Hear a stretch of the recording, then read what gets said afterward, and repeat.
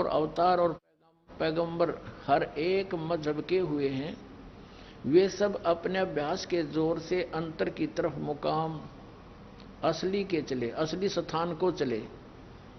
सिर्फ संत पांचवी मंजिल पांचवी यानी सतनाम पर, और कोई बिरले संत मंजिल आठवीं यानी राधा स्वामी पद पर पहुंचे।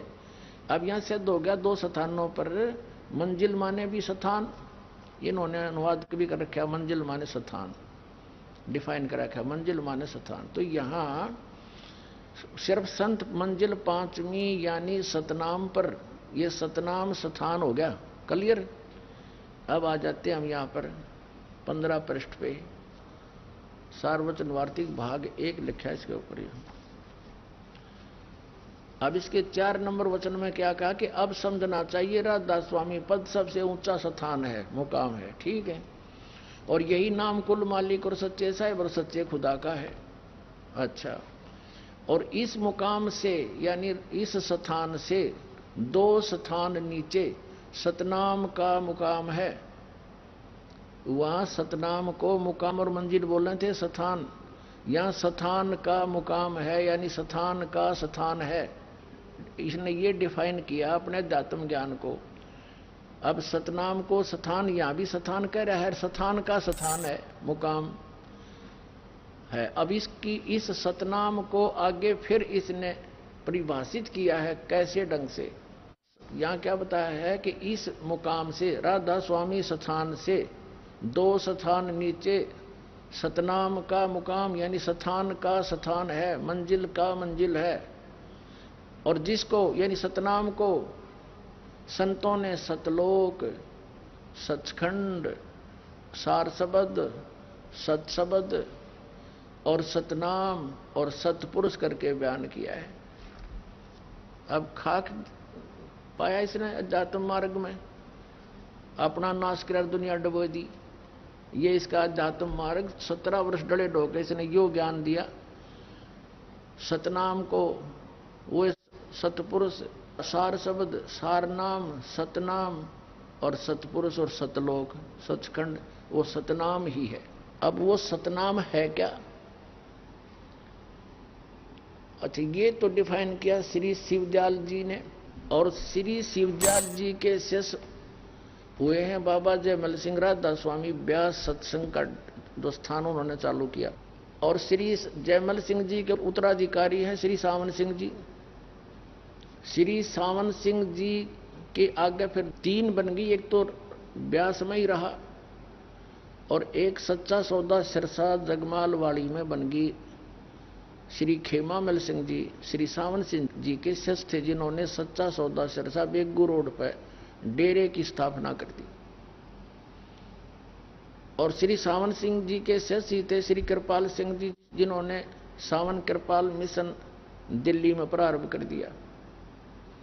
फिर कृपाल सिंह के शिष्य थे ठाकुर सिंह, तो ठाकुर सिंह को उत्तराधिकारी ना बनाया, जिस कारण से उसने अपना अलग चमटा गाड़ दिया।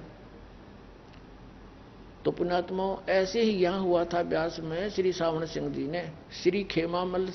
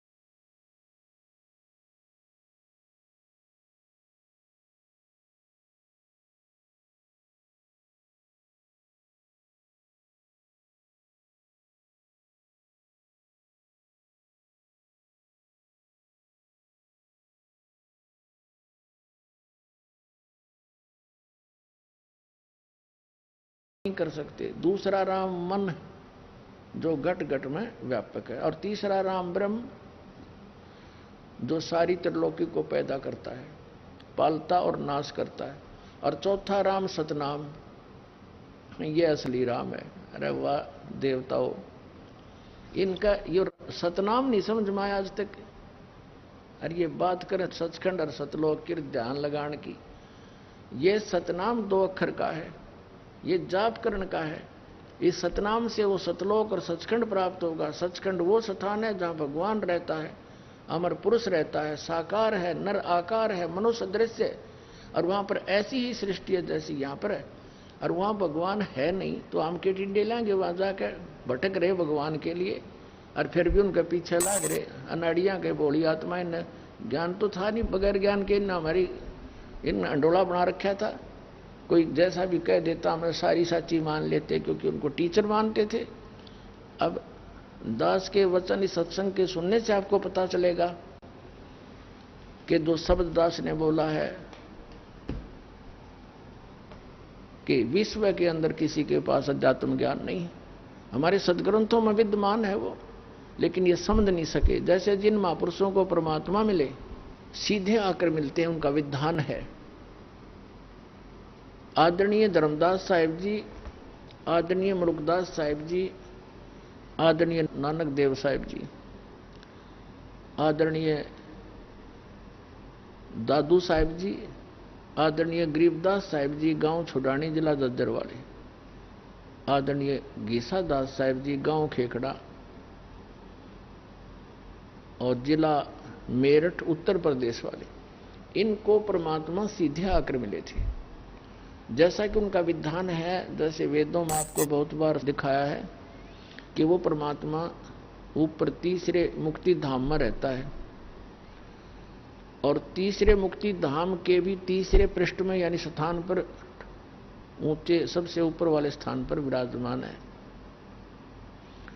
वहां से वो चलकर आता है। अच्छी आत्माओं को, नेक आत्माओं को, जो दृढ़ भक्त होते हैं उनको मिलता है।